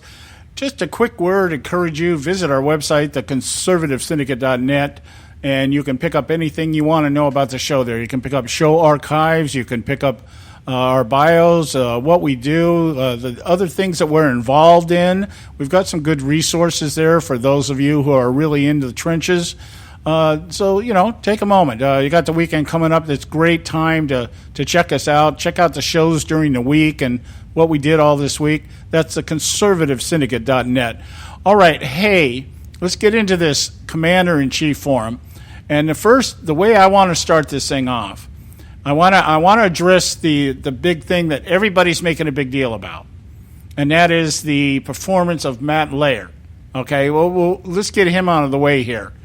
And there was an article here. Wow, what happened here? The article I had on my internet screen is gone. Mine's still there. Okay. Oh yeah. Let me pick it up that way. I'll just pick it up off the link over here. I think I deleted it by accident. I was looking for something else. Yeah, here it is. Okay. What's his name? Lloyd Grove over at the Daily Beast. One of my favorite liberal rags. Because this is the pseudo-intellectualism that we talk about. These guys get out here and they write their pieces, and they try to sound like they're so intellectual, so above the norm in everything that's going on out in the political arena. And they have some of the biggest dolts, some of the biggest, literally, outside of Ezra Klein, they've got some of the dumbest people I've seen, or Vox. Well, that's Ezra Klein's site. Yeah. Yeah, okay. That's his site, John. Yeah, they've got some really stuff. Anyway, here's the deal. There's being a bit. What it is that the Democrats are on the defense. Hillary Clinton bombed. Okay, and I'm not just saying that just because I'm a conservative. Because it was obvious. It was obvious that this woman came out, and I think to some degree expected to get softballs from Matt Lauer, because this guy, he's the highest paid liberal moderator that's out there, or pundit, or journalist. I don't know what they call people like Matt Lauer, because they're what we can call him is a contributor to the Quintal Global Initiative. Oh, okay. All right. Yeah, there he is. Yeah, so he's definitely a contributor to that particular Ponzi. Well, it's a scheme that Bill and Hillary got up. So, but no one ever says anything about that, though. Yeah, and and understand this. I was thinking, when you talk, Matt Lair, I guess a few years ago actually orchestrated his own firing from today, and I think of it right now. Matt Lair is what when you think of Matt Lair, you should think of people like Katie Couric, people that were made their bones on the Today Show. And then they went off into other ventures and, it didn't work so well. But Matt Lair managed to make his way back and is now the highest paid. I think he makes somewhere between $22-25 million a year. More than double than Robin over at ABC, that kind of thing. Anyway, so he's being bombed by the liberal media because he actually pressed Hillary Clinton to give a decent answer about something. He didn't just lob the question at her and allow her to take the softball answer and recite the talking point, but he kept pressing her. And so all of a sudden, I guess that means something. Now, I want to read you just a couple paragraphs here from this article from Lloyd Grove over at the Daily Beast. He says, somewhere Ann Curry must be smiling. Not since NBC News star Matt Lair was accused of orchestrating his Today Show co-host firing 4 years ago, a widely reported charge that he was at pains to deny, even though Curry's body language during her on-air farewell seemingly confirmed it. Has Matt Lauer absorbed so much abuse from the chattering class? I guess that's his reference to the left, okay? Unlike last time, however, he cannot distance himself from his much criticized performance moderating the MSNBC Commander-in-Chief National Security Forum. There you go. MSNBC was part of this thing, and that they're just Chris Matthews is probably livid, that he wasn't in that. And anyway, in which he appeared to throw fastballs at Hillary Clinton, drilling down on her lingering email problems while going easy on Donald Trump, allowing the Republican presidential nominee to utter one unchallenged falsehood after another, notably his easily contradicted claim that he never supported President George W. Bush's military adventure in Iraq. Okay, I have something to say about that. Okay, go. Well, first of all, Hillary Clinton's lingering email problems. Wow, he drilled right down to, 5 feet above the surface because he never asked the question, as Hillary denied. Hillary, how did the classified information get on your private email server? He never asked that question. Oh, no, he didn't. And this thing about Donald Trump supporting G.W. Bush's military adventure in Iraq, I don't give a crap what he said when he was civilian, because why should he be held accountable for that, for something he said on Howard Stern's show that lasted a whole 15 seconds? Really, while Hillary Clinton, as a senator in the United States Senate, who had untold security briefings on information that nobody else would have been privy to, voted for the damn thing. So, I don't see how they're equivalent here. Well, I'll tell you this. What I saw was the very first question that Lauer asked Clinton was basically a softball question, and I think the only reason he really pressed Hillary Clinton was because he was aware of the fact that there were people in the audience that were going to be allowed to ask questions, and they were the ones that asked, I think, some hardball questions. Well, don't kid yourself if you don't think those questions weren't screened. Oh, I get that. And see, we know this. This is the way the leftist media works. Everybody knows what's going to be asked, and everybody knows what's going to be answered before it even happens. And so I think though, in this particular case, Lair had some issues or was concerned about how he would be seen in the face of civilians or former military people coming out and asking questions, knowing what the questions are going to be. Or maybe it was even this: let's let them ask the hard questions so that we don't have to take the rap for it, that kind of thing. I mean, that could be a strategy too. But when you look at the very first question, let me cover the very first question that he asked her, and it'll give some substance to what I'm saying here. He asked her, what is the most important characteristic that a commander-in-chief can possess? Now, he didn't ask it that way with Donald Trump. What did you say to Donald Trump? What experience do you have that qualifies you as commander-in-chief? Now, it's two very different ways of asking the same question. And the reason he asked it to Hillary Clinton the way that he did, what is the most important characteristic that a commander-in-chief can possess? That is a leading question that allows Clinton to then come out with her first talking point against Donald Trump. He doesn't have the temperament to be president. Yeah, because absolutely. Her answer was steadiness, an absolute rock steadiness, and mixed with strength to be able to make the hard decisions. Now, a good moderator, I would have nailed her on that. Okay, steadiness. What do you mean steadiness? You mean steadiness in lying? You mean steadiness in covering up? You mean steadiness in doing what you want to do and making sure that everybody falls in line with it? The absolute rock steadiness that Hillary Clinton has is that she does not let laws, rules, or the Constitution get in the way of what she wants. Okay, so it fits into this bigger narrative that I really want to spend most of our time talking about, and that is this whole concept of being presidential, having the experience to be a commander-in-chief, and the temperament to be president. These are the talking points that the left is throwing out there, trying to discredit Donald Trump. He doesn't possess any of these things, okay? And as we've said before, Barack Obama didn't possess any experience. He didn't express any real knowledge of foreign policy, but he was never really drilled on it.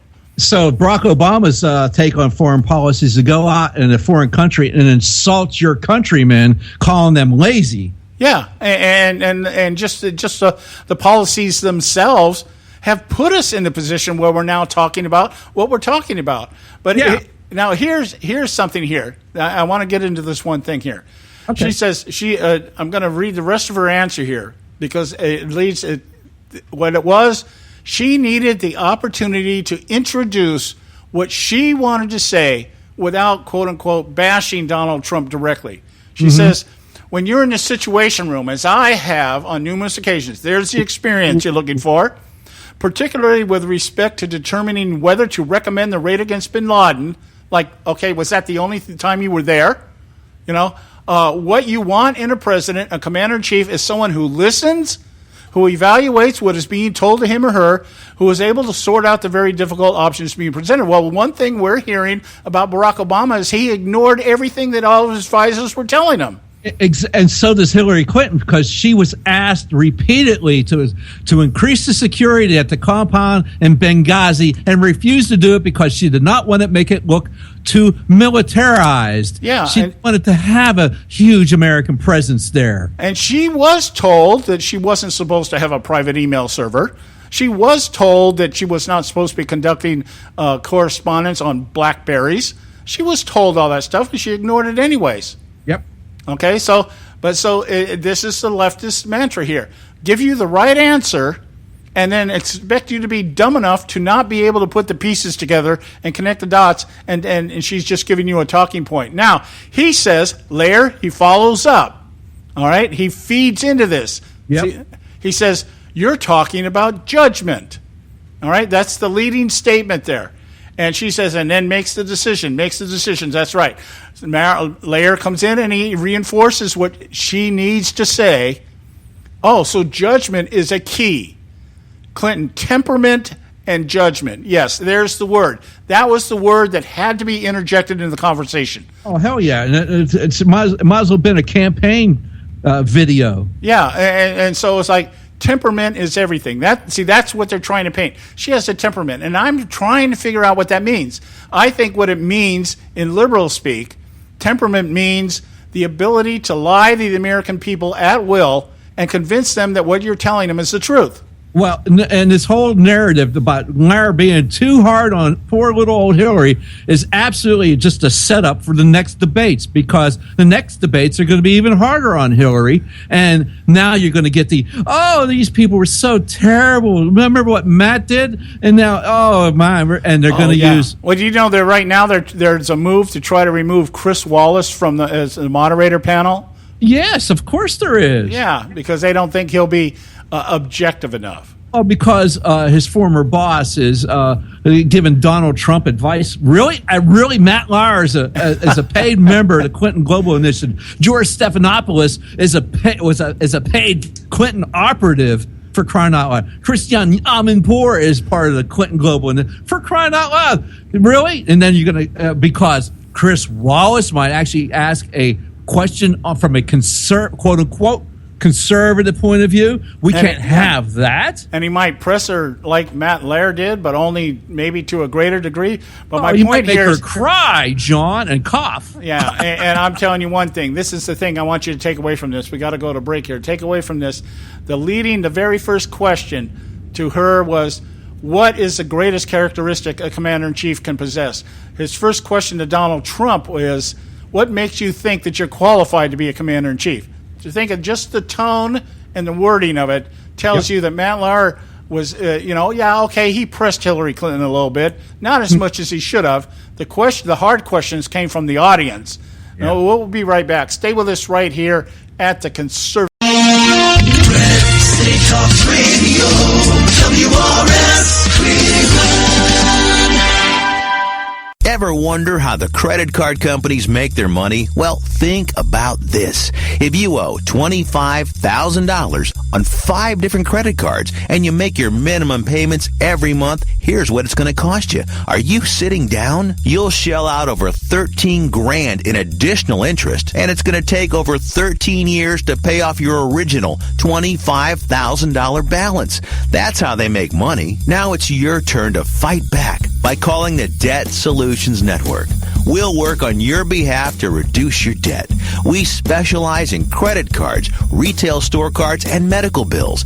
We promise we can and will reduce your debt. Call right now for a free 15-minute debt analysis. 800-709-4392. 800-709-4392. 800-709-4392. 800-709-4392. Extend your life with Extendovite. When I had a heart attack at 42, I was not sure what the future held. But a year later, the doctors could find nothing wrong with me and took me off all my medication. What did I do? I took a herbal mixture of garlic, cayenne, and a few other herbs mixed in liquid form. I now call this Extendovite. I would have never believed that a few simple herbs could actually change my life like they did. Now it's your turn to see what the powers of garlic and cayenne can do for you. For only $69.95 plus shipping and handling for a 2-month supply of either capsules or liquid, you too can begin on your path to better health. For more information, call 1-877-928-8822. That's 1-877-928-8822. Or visit our website at heartdrop.com. Extend your life with Extendovite. I've owned my company for 14 years now, and I can tell you that payroll is a 4-letter word. I hate doing it. It eats up hours I don't have, and it costs me money I could be saving. But my accountant's too expensive, and I'm not sure who to call, but I know I need help. We're Paychex, and we take all the hassles out of small business payroll. We save you time and money. It's easy. Call, fax, or give us your payroll information securely online, and we take care of the rest. We calculate the correct taxes, manage payments and direct deposits. We even send out your checks. Payroll doesn't need to be a 4-letter word anymore. We're so sure that we can save you time and money that we'll give you a month's payroll free. Just for calling 877-663-3830. Get 1 month's payroll for free. Call Paychex right now. 877-663-3830. That's 877-663-3830. 888-3830. Hey, I don't back anybody unless I believe in them. And I do believe in the value of investing in gold and silver. And the company I trust to buy my gold and silver from is Swiss America. I've been working with them for nearly a decade. I trust them, and you can too. Swiss America will help you sort through and find the best options available when you're considering investing in gold and silver coins. Listen, for over 30 years, Swiss America has been offering Americans what they want in their investments: safety, liquidity, quality, reliability, and a potential profit. Gold and silver have a place in every investor's portfolio. So, why not let Swiss America help you diversify your investment portfolio now? Call now for free information. 800-978-3907, 800-978-3907, 800-978-3907, 800-978-3907. If you've got joint pain, let me ask you a question. Would you like a high-quality knee, back, shoulder, or ankle brace at little or no cost? Now, just in case your reception isn't great, let me ask you again. Would you like a pain-relieving knee, back, shoulder, or ankle brace at little or no cost? Well, if you have Medicare insurance, you could qualify for these pain-relieving braces at little or no cost. And these are high-quality braces. They are very comfortable, and they've helped thousands relieve their pain. Now, I'd like you to imagine going on vacation, playing with your grandkids, just living your life again without pain. The Mobility Hotline is a referral service that connects folks with Medicare coverage and other insurance to accredited companies offering pain-relieving braces at little or no cost. And don't you worry about the Medicare paperwork. They'll handle it all for you, and they'll deliver your braces for free. Call the Mobility Hotline now. The call's free. 1-800-557-6150. 1-800-557-6150. 1-800-557-6150. Don't get your panties all in a bunch. TheConservativeSyndicate.net.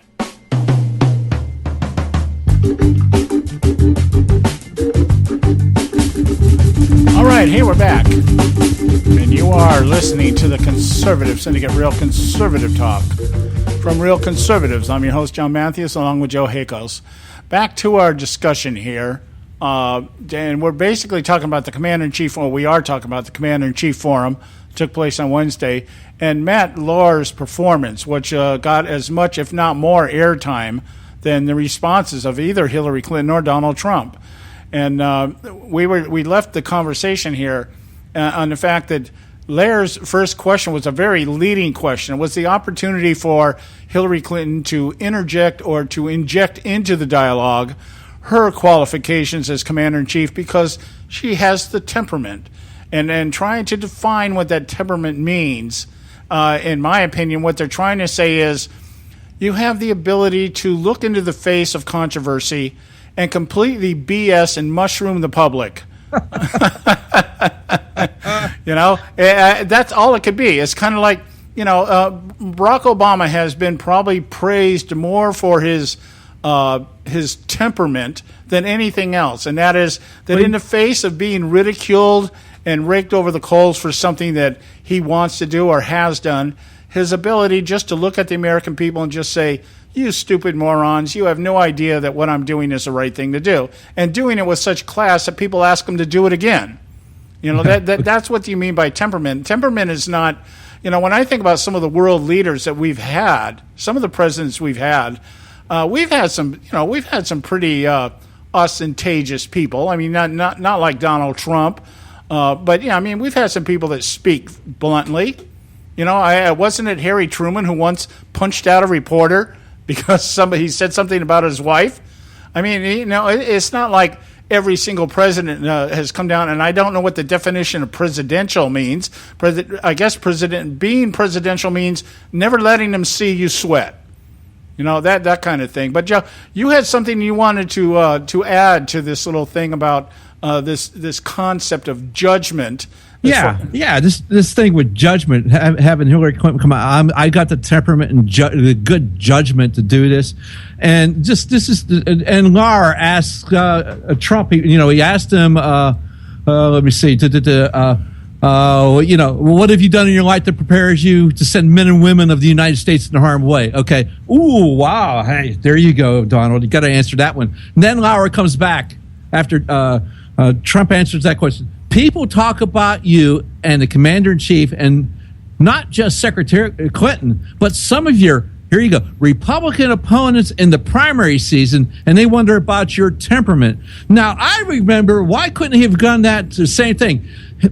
Secretary Clinton, some of your Republican opponents and the Bernie Sanders in the primary season had the same questions about your judgment.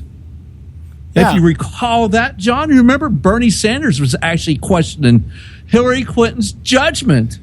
Well, there's two aspects of that I look at. First of all, just to jump ahead a little bit here, when Matt Lauer asked Donald Trump what he possessed that qualified him as the commander-in-chief, and Trump, he danced around with it at first, and then Lauer kind of pressed him on it, and he said, what did he say? I have good judgment. That's what he said. I've been around people. I've been around foreign dignitaries. I've been around people. I work with people. I've built businesses. I have relationships, and I have good judgment. And what he was countering was Lauer's implication, or implying that he didn't have any experience. Yeah, his assertion that he didn't have any experience and Hillary has nothing but experience and good judgment, when people in her own party during the primary, that's the part I'm getting. They're always trying to bring in Hillary was doing it today. You people you Republicans, like you were saying before earlier in the show, you Republicans need to disavow Donald Trump because he's so horrible. And now you have Matt Lauer doing the same thing. These Republicans are talking about you, Mr. Trump. How dare they? Blah, blah, blah. Hey, the Republicans don't even like you. And the second aspect of this judgment thing is that throughout this entire forum, Hillary was pretty much apologizing for everything that she's done. Okay, she was apologizing. The vote on the war in Iraq was a mistake. Using a private server was a mistake. Using Blackberries to communicate was a mistake. So I'm sitting here going, well, if you have the experience and you have the judgment, and it seems like what we're looking at here, what we're really talking about here is everything you touch turns to crap. And so what kind of judgment are you displaying? Well, I'm displaying a presidential judgment. I'm presidential. I can lie in the drop of a hat. No, she's displaying bad judgment because she keeps on making a lot of bad mistakes. Yeah, so my big thing is, and when I look at this thing in the big picture, I'm sitting there looking at it going, all right, Donald Trump, no experience as a politician, although I don't believe that's true because in business and the type of business that he's in, he has dealt with politicians. He has admitted he has bought politicians. So he's got some ability to be a politician, all right? But you've got this guy who's got no experience in foreign policy, no application of any ideology per se. And you're saying, okay, you got him in one hand, and then we got Miss Experience over here, the most qualified person since Thomas Jefferson, who everything she's had her hands on is either turned corrupt or has failed. Okay? You think about this. The State Department has become, everything the Clintons touch becomes corrupt. The State Department, the FBI, the Department of Justice, everything she's been involved in, now the American people look at these things and go, there's not an honest one amongst the group. Why? Because of the corruption. Corruption is contagious. If you pay enough and you dangle that, if it's a big enough carrot, hey, people will do it. People will take it. And the thing is, it's never her fault. Yeah.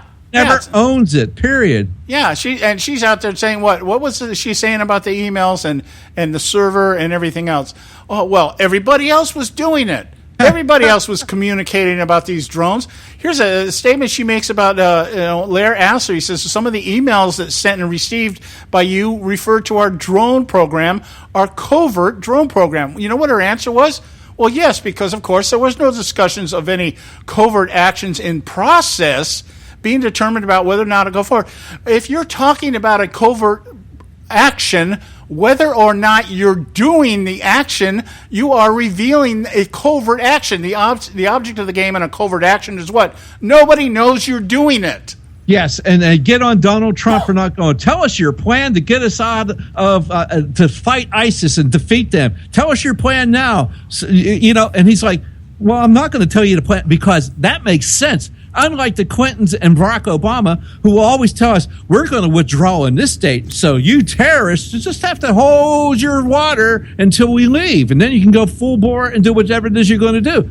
You know, and then they keep on hounding Trump for going, wow, he doesn't have a plan, or he's too this or too that. It's just like, hello, doofuses. You don't tell people what you're going to do, especially when it comes to military matters. Yeah, well, I actually thought Matt Lauer's counter to that was actually, I thought, pretty intense. Everybody says he went easy on Trump. He says, well, he comes back and Trump says, well, you have told us that you're going to give your generals 30 days to come up with a plan. Yeah. But you tell us you have a secret plan. So is your secret plan to tell the generals to come up with a plan? I thought it was a great counter question, because it put Trump in a position where he had to defend what he was saying, and basically what he says, I've got my plan, and maybe they can add to it. We have talked about this before, Joe, on this show. We talk about it all the time. These guys right now, and I don't care how much experience you think Hillary Clinton has, she wasn't told everything that's going on in the White House. In fact, I imagine she was left out as much as possible as to what was actually occurring within the White House.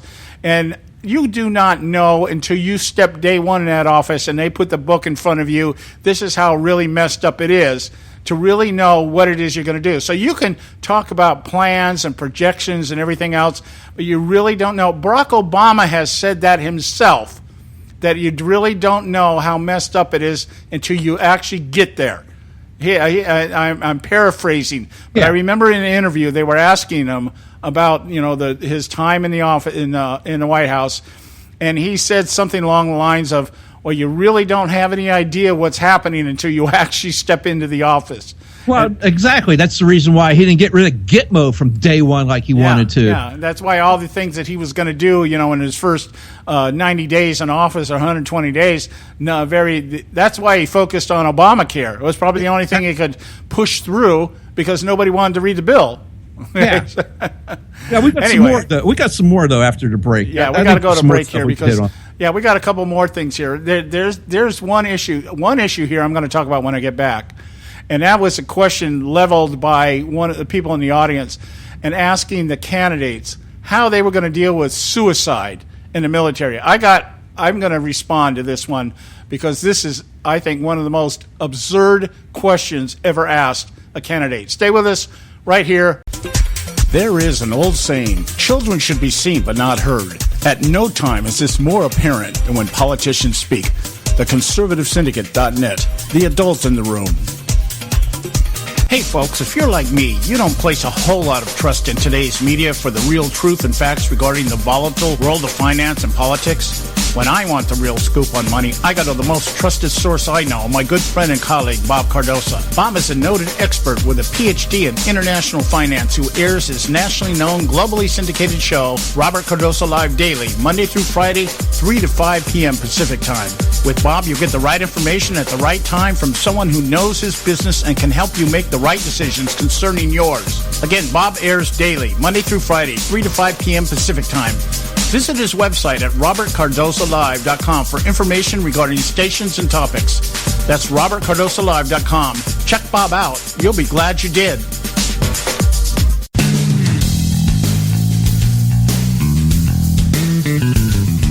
History affirms a vibrant civil society thrives on freedom of conscience, religion, and choice.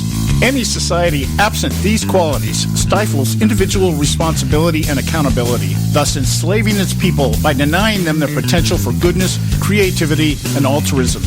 To that extent, oppression, coercion, and totalitarianism are multiplied exponentially. To counter such outcomes, the American Freedom Alliance was formed. The AFA is a nonpartisan, non-aligned movement which promotes, defends, and upholds Western values and ideals. The Alliance strives to build an international coalition of citizens of the West who together promote and protect moral values, democracy, and freedom. To find out more and become part of this valuable asset in the preservation of freedom and all its rewards, contact us at AmericanFreedomAlliance.org. That's AmericanFreedomAlliance.org. Let freedom ring. Don't get your panties all in a bunch. TheConservativeSyndicate.net.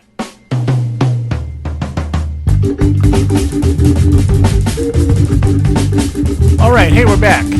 And you are listening to the Conservative Syndicate, Real Conservative Talk from Real Conservatives. I'm your host, John Matthews, along with Joe Hakos. I want to get back to this forum here because this is Friday, which means we actually end the show a little bit early with our prayer from the war room.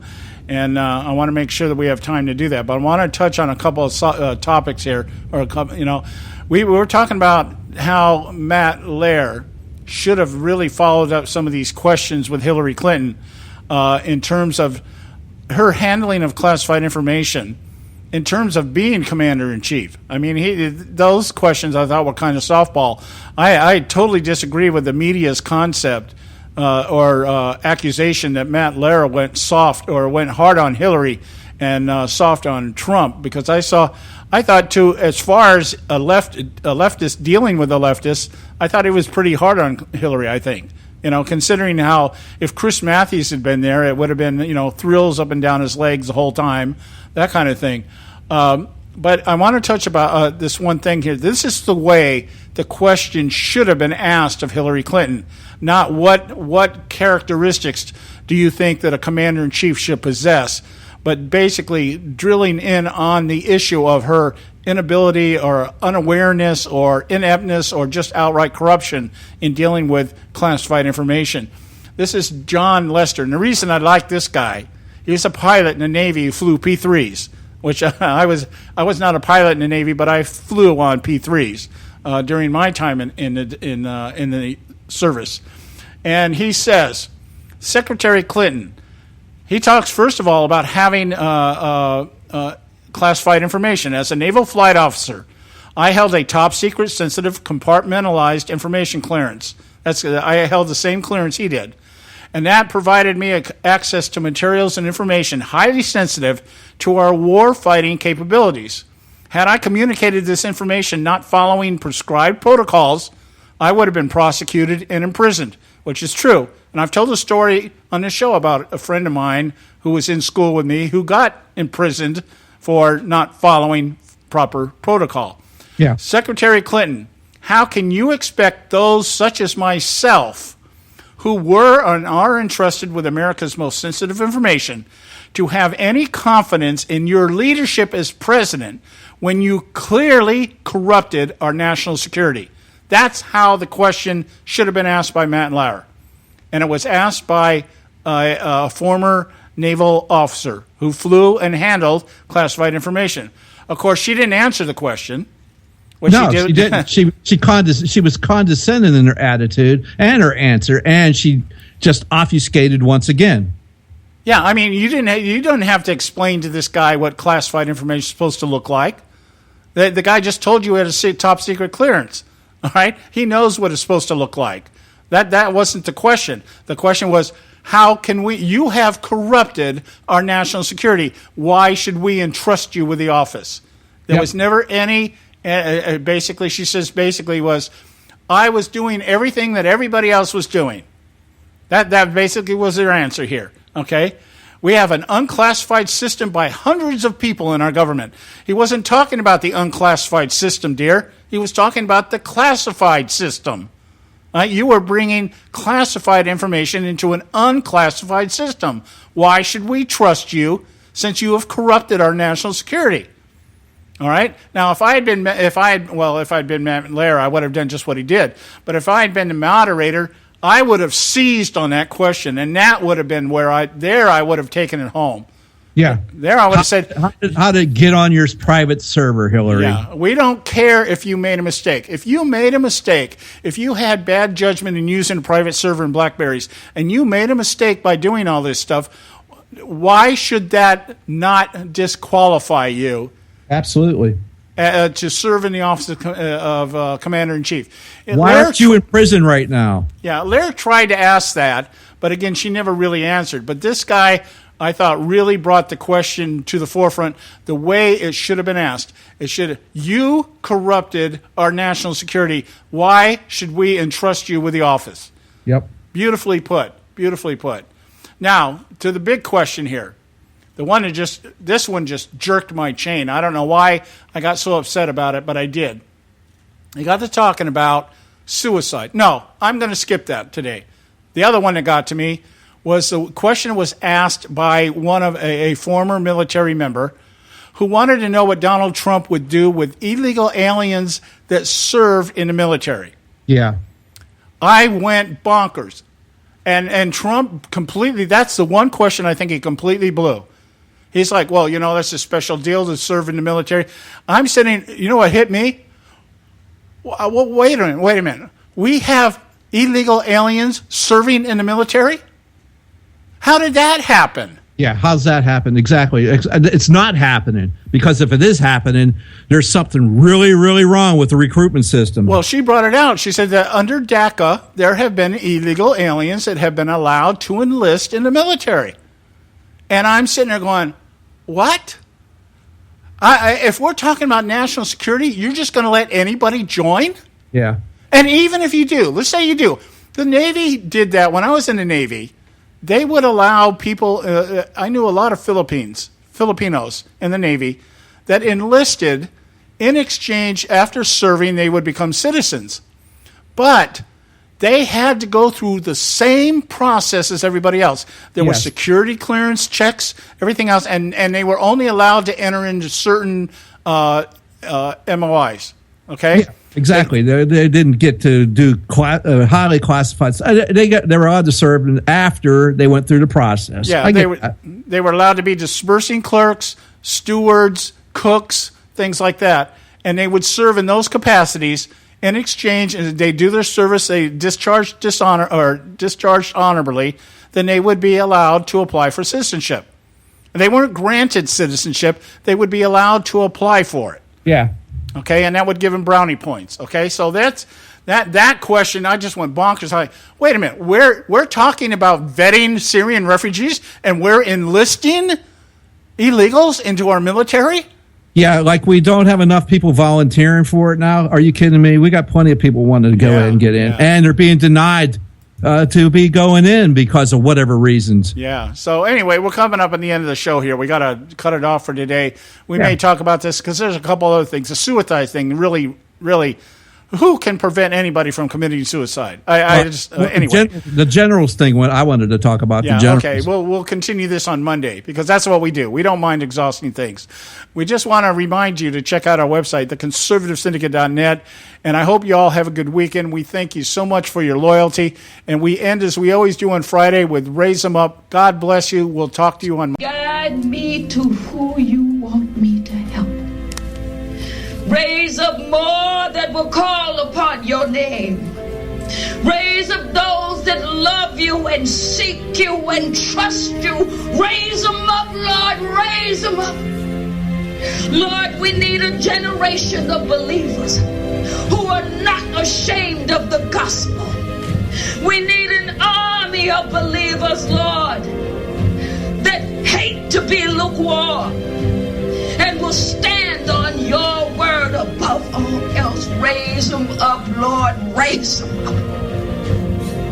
I pray for unity among those that love you.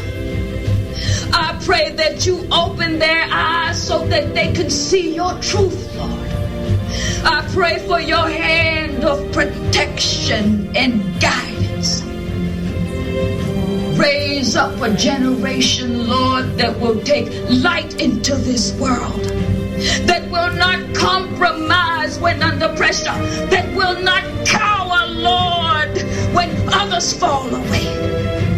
Raise them up, Lord, that they will proclaim that there is salvation in the name of Jesus Christ.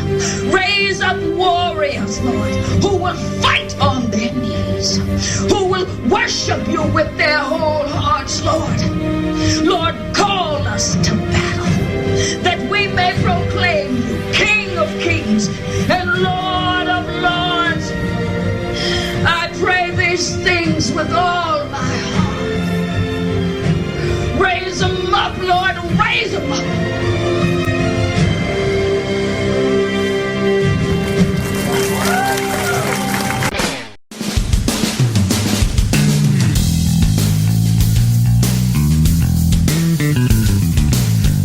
Thanks for tuning in to this edition of the Conservative Syndicate, the nationally acclaimed, globally syndicated, politically incorrect talk show that seeks to tear down the imaginary wall of separation between church and state. We want to make you aware you can find and access all our show archives at our website, theconservativesyndicate.net, as well as our broadcast stations and times. That's theconservativesyndicate.net. We so appreciate you taking the time to tune in, and we so look forward to continuing to bring you the best in uncompromised talk radio available on the net today. And remember, folks, it doesn't matter how many times you get knocked down in life. It only matters how many times you get up. I'm John Matthews, along with Joe Hako, signing off until next time right here at the Conservative Syndicate. God bless you, and may God continue to bless America.